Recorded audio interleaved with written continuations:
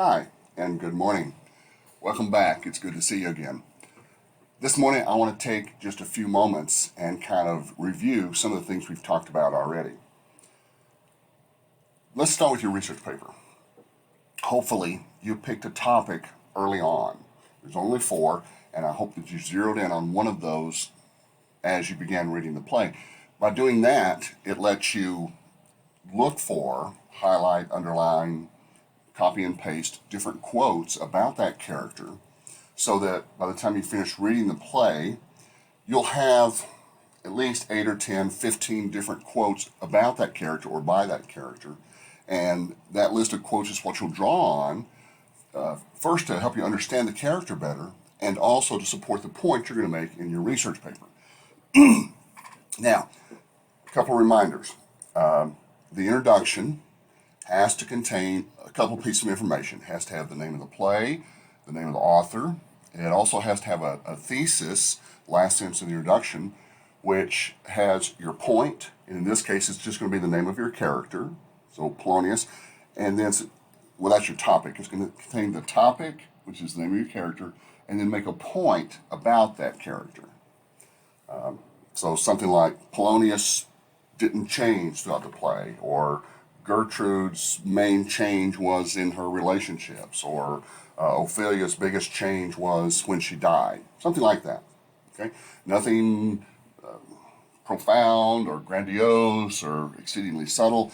I really like just plain ordinary writing. So make sure that your introduction is short and the last sentence clearly answers the research question, including the topic and a point about that topic. Then you're going to have a series of body paragraphs. Each body paragraph begins with a topic sentence.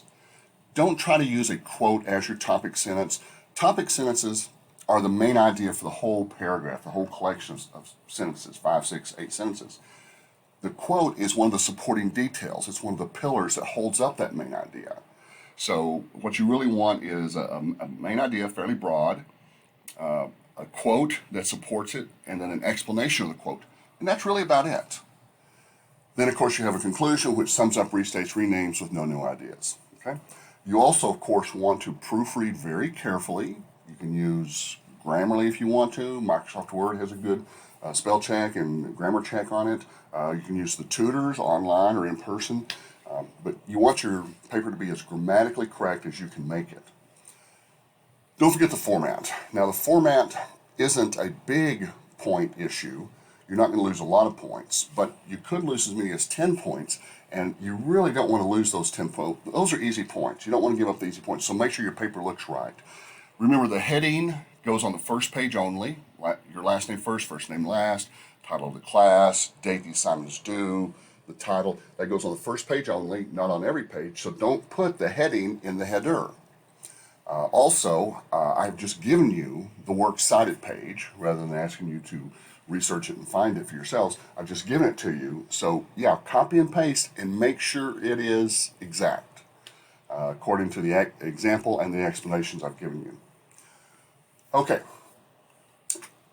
Now, as you're reading the play Hamlet, we all know it's not an easy play to read. There are characters with weird names. They use unusual idioms and other words that we don't really understand. But no matter how you read it, whether you read a No Fear Shakespeare or just straight out of the text, it is very, very helpful if you'll stop. Read Act 1, Scene 1, and then just jot down whatever happens, the most important things that happen. Some scenes only have 2 or 3 things. Some scenes have 5 or 6 or 7 or 8. But it literally takes no more than about 5, maybe 10 minutes to jot down what you've read. And doing so will help you a lot. It'll help you understand it better as you read.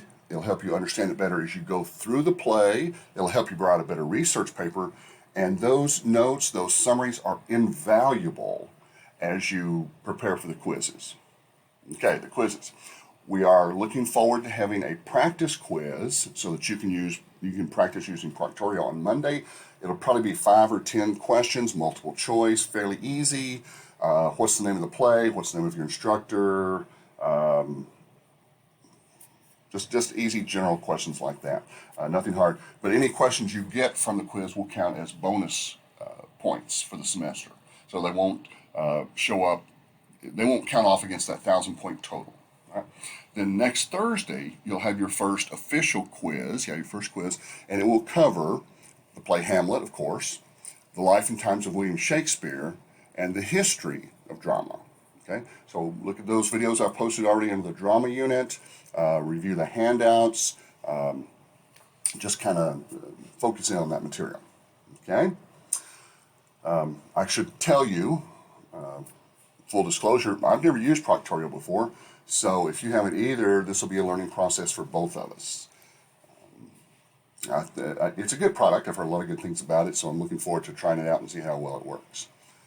All right, if you have any questions, oh yes, don't forget, if you have any questions at all, please feel free to call me, especially during office hours, but also email me. Now, if you click reply on an email that comes from do not reply, then I do get those, but I don't get them very quick, and they show up in weird places on my email queue, especially when I check emails by phone.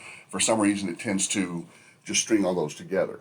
So I strongly encourage you, if you have a question, begin a new email message, jfly@southlantcollege.edu. Don't forget to put your class in the subject line, English 1301,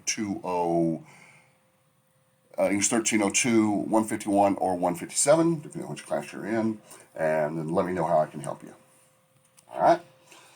Have a good week, and we'll talk more later.